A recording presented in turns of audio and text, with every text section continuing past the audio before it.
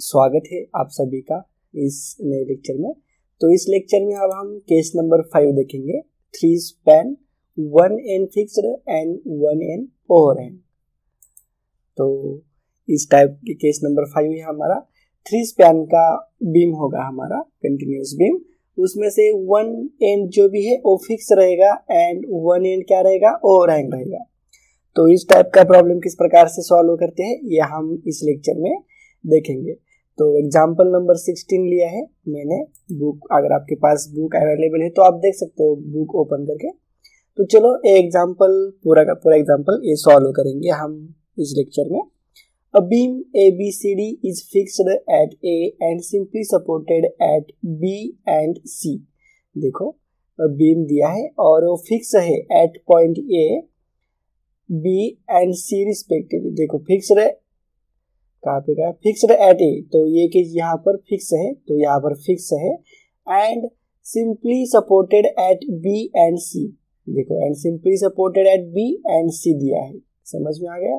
उसके बाद C D is an overhang और सी एंड डी पोर्शन क्या है, ओवरहैंग पोर्शन है, समझ में आ गया।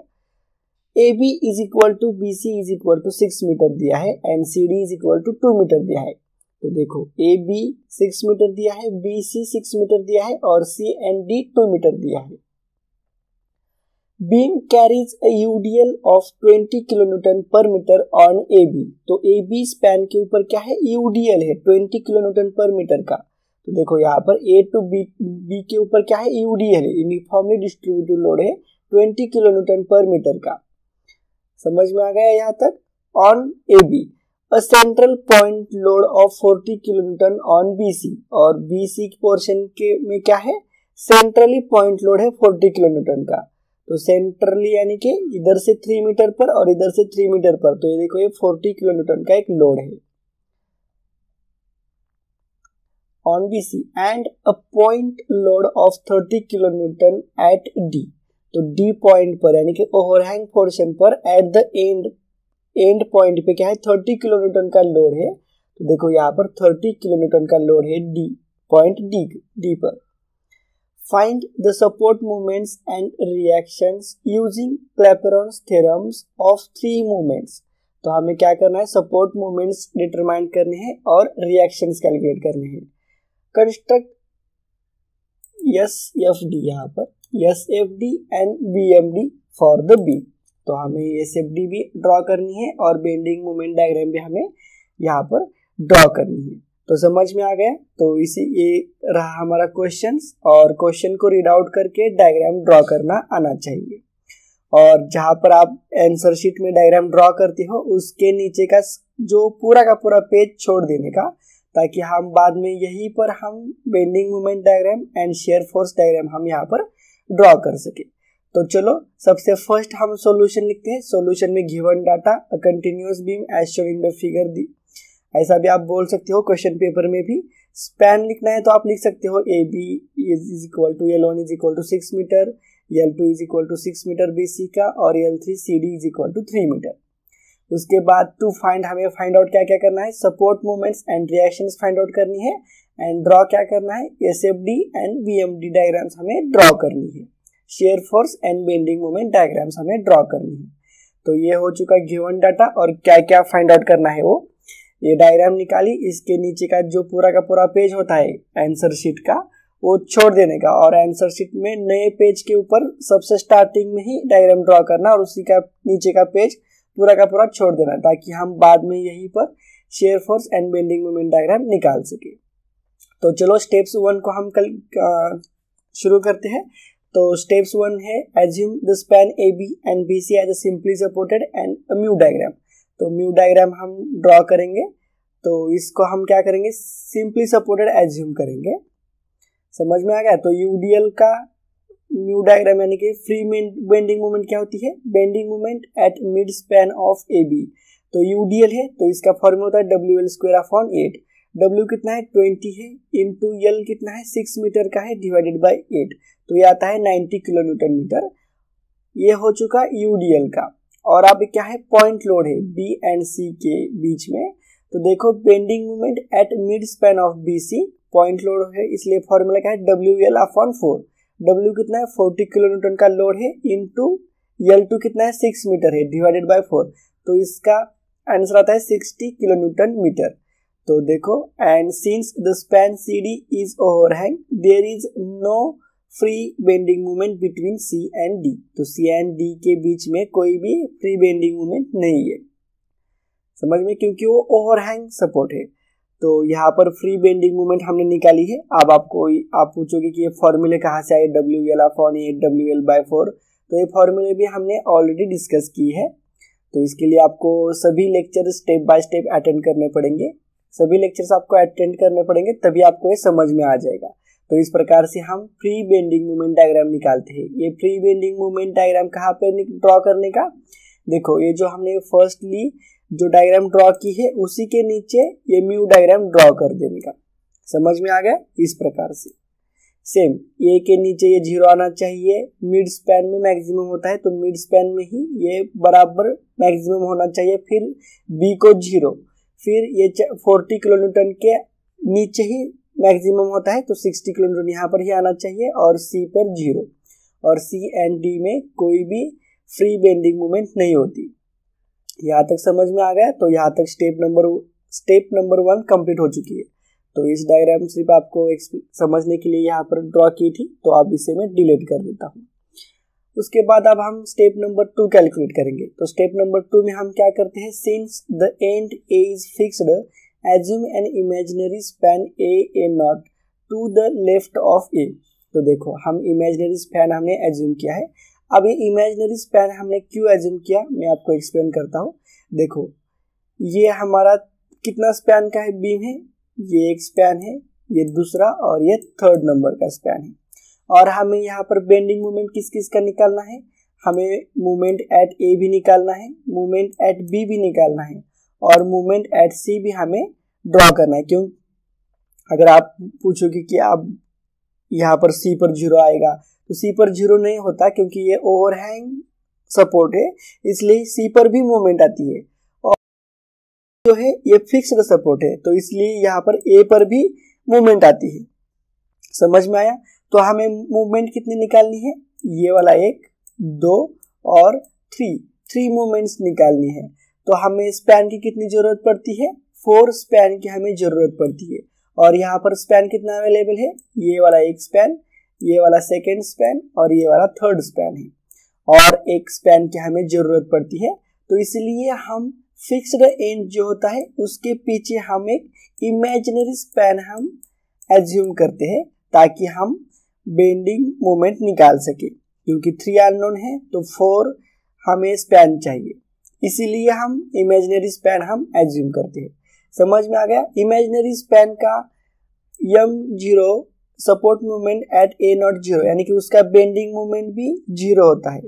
समझ में आ गया। उसका लेंथ भी 0 होता है, उसका सब कुछ 0 होता है, वो इमेजिनरी होता है, उसके ऊपर कोई लोड नहीं रहता, कुछ भी नहीं रहता। समझ में आ गया यहाँ पर। उसके बाद एम ए यानी कि फिक्स रेंज movement at A M B, अगर ये आप एग्जाम में लिखना चाहते हो तो लिख सकते हो, या फिर आपको नहीं लिखना है तो आप ये नहीं लिख सकते, सिर्फ ये इस प्रकार से ये लाइन मेंशन कर दिया तो भी आपका पूरा का पूरा काम हो जाएगा। तो इमेजिनरी स्पैन हमने यहाँ पर कंसिडर किया है। उसके बाद स्टेप्स नंबर 3 पर चलते हैं, evaluate 6ax bar upon L. तो 6ax बार अपॉन एल अब हम कैलकुलेट करते हैं। तो आप देख सकते हो यहाँ पर, for the span A not ए के लिए इमेजिनरी स्पैन क्या रहे, इमेजिनरी स्पैन का हम निकाल रहे हैं 6ax बार अपॉन एल। तो 6a0 x0 bar divided by l0, इसका टोटली 0 आ जाता है, क्योंकि इसका लेंथ भी 0 है, इसका एरिया भी 0 है, और इसका x बार भी 0 होता है, सब कुछ इसका 0 होता है, इसलिए 6a0 x0 bar divided by l0 is equal to 0 आ जाता है। समझ में आ गया यहाँ पर। उसके बाद हम फॉर स्पैन ए बी निकालेंगे। देखो यहाँ पर एक इमेज लेता हूँ मैं, ताकि आपको अच्छी तरह से समझ में आए। फॉर स्पैन ए बी, तो ए बी का हम लेंगे ए टू बी, दिख रहा है ना आपको। तो ये होगा ए बी, और हमने ओरिजिन क्या लिया है, बी ओरिजिन लिया है। तो देखो ए बी और बी का ओरिजिन लेके हम निकालेंगे इसका 6a1x1 bar divided by L1। B origin क्यों लिया है, क्योंकि सबसे पहले हम ए नॉट ए बी पर टीएमटी का इक्वेशन अप्लाई करेंगे, तो उस केस में हमें बी ओरिजिन से लेके हमें 6a1x1 bar divided by L1 चाहिए होता है, इसलिए। तो एरिया 1 कितना होता है 2/3 इंटू बेस कितना है इसका 6 मीटर इसका बेस है, और हाइट कितना है 90 किलोमीटर है, यानी कि 90 किलोमीटर यानी कि 90 इसका हाइट होता है। तो देखो बेस इंटू हाइट, तो इसका आंसर आता है 360। तो ये एरिया 1 हमें यहाँ पर मिल चुका है। अब हम x1 बार कैलकुलेट करेंगे। तो देखो यहाँ पर x1 बार, तो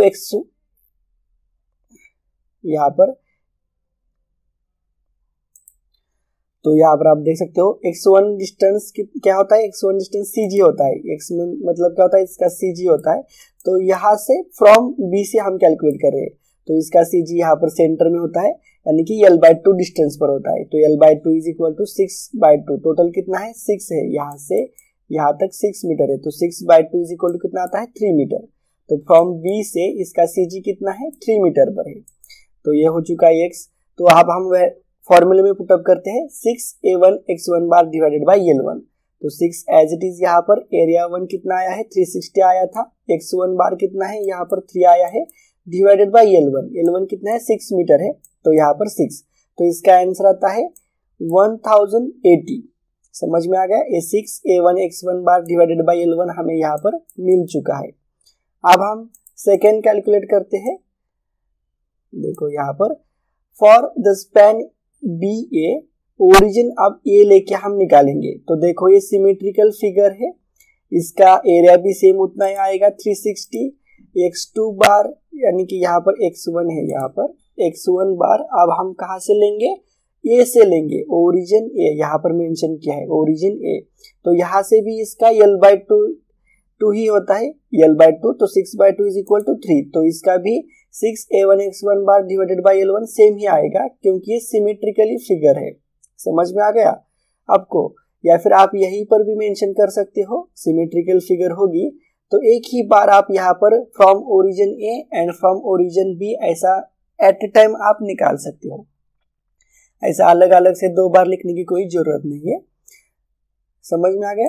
तो उसके बाद फॉर द स्पैन बी ए, अब हम यहाँ पर ये निकाला है ऑलरेडी। अब हम नेक्स्ट निकालेंगे बी टू सी का निकालेंगे अब हम। तो देखो for span B C, from B to C, और यहाँ पर ओरिजिन क्या लेंगे अब हम। देखो यहाँ पर सबसे फर्स्ट हम टीएमटी का इक्वेशन अप्लाई करेंगे, कहाँ पर ए नॉट ए बी पर अप्लाई करेंगे। तो उस केस में ए बी का फ्रॉम बी से चाहिए। उसके बाद टीएमटी का इक्वेशन ए बी सी पर अप्लाई करेंगे, तो बी सी का इस केस में हमें सी से चाहिए a1x1 बार जो भी होगा वो। तो इस केस में हम सी ओरिजिन लेके निकालेंगे, बस सिर्फ सी ही ओरिजिन लेके निकालेंगे, हम बी ओरिजिन लेके नहीं निकालेंगे, क्योंकि हमें उसके बाद में बी सी डी पर इक्वेशन तो हमें अप्लाई नहीं करना है। जब आप ज़्यादा प्रैक्टिस करोगे, ज़्यादा प्रॉब्लम सॉल्व करोगे, तो ये आपको दिमाग में ऑटोमेटिकली आ जाएगा कि कहाँ से सी जी निकालना है, कहाँ से ओरिजिन लेके हमें 6a1x1 बार अपॉन L निकालना है, वो आपको समझ में आ जाएगा। तो देखो यहाँ पर एरिया 2 ट्रायंगल है, ट्रायंगल का एरिया कैसे निकालते हैं 1/2 इंटू बेस। बेस कितना है 6 मीटर बेस है इसका, और हाइट कितना है 60 है।